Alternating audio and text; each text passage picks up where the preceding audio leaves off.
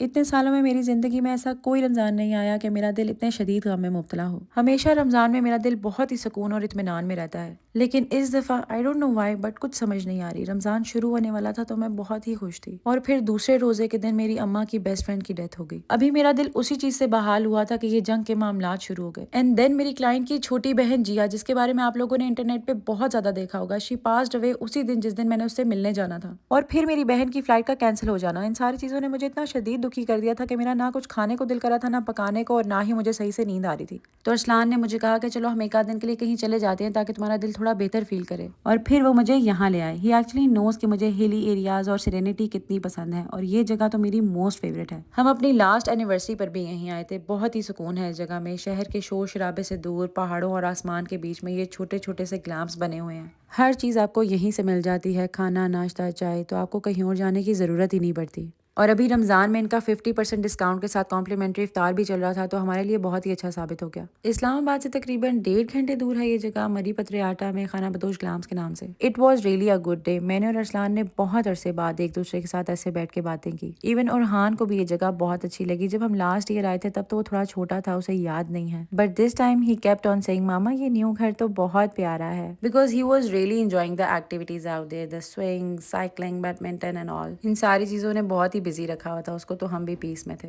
दिल के सुकून के लिए चेंज बहुत जरूरी होता है। So if you guys feel a little heavy, give yourself some time.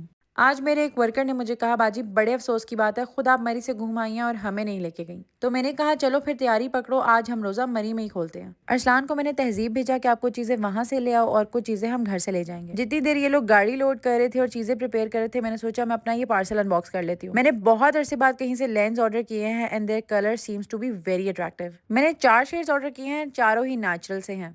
अभी I am trying only one, क्योंकि बाकी ईद पे भी तो शश के मारने हैं ना। इस पेज का नाम लेंस बेरी है, मैं कैप्शन में भी मेंशन कर दूंगी। लेंस इतने फिट लग रहे थे ना, मैंने कहा इफ्तार पिकनिक पे भी पहन के चली जाती हूँ। So I was all set to go, और यहाँ पे इन्होंने गाड़ी वगैरह भी लोड कर दी थी, पर अरसलान को आने में लेट हो गई, तो हम निकलते निकलते बहुत लेट हो गए। हमने एक्चुअली जिस जगह पे जाने का प्लान किया था, उस जगह जब हम पहुंचे तो उन्होंने कहा कि वो लोग छुट्टियों पे चले गए और ये जगह बंद हो गई है। हमें जब वो जगह बंद मिली तो हम तो पैनिक ही हो गए कि अब हम कहाँ जाएंगे। रोजा खुलने में सिर्फ 15 से 20 मिनट रह गए थे और हमें कोई जगह ही नहीं मिल रही थी। फिर फाइनली हमें रोड के किनारे पर ही एक जगह मिली, जहाँ पे एक छोटा सा रेस्टोरेंट भी था और कुछ लोग वहाँ पे इफ्तारी कर भी रहे थे। बस फिर वहीं हमने अपना दस्तरख्वान वगैरह बिछाया, पकोड़े फ्राई करना शुरू किए, चाट बनाई। ये बहुत सादा सा दिन था, बहुत सादी सी इफ्तारी थी, बट हम लोगों ने बहुत एंजॉय किया, और जो खुशी इन सबके चेहरों पे थी, that really made me so happy that I can not explain. इफ्तारी के बाद इन दोनों ने मुझसे फरमाइश की कि बाजी हमारी एक वीडियो तो बनाए भाई के साथ। बस फिर पिंडी बॉय स्टाइल में इन्होंने एक शोखा सा स्लोमो बनवाया, और फिर उसी स्लोमो में मैंने इनसे सफाई करवाई।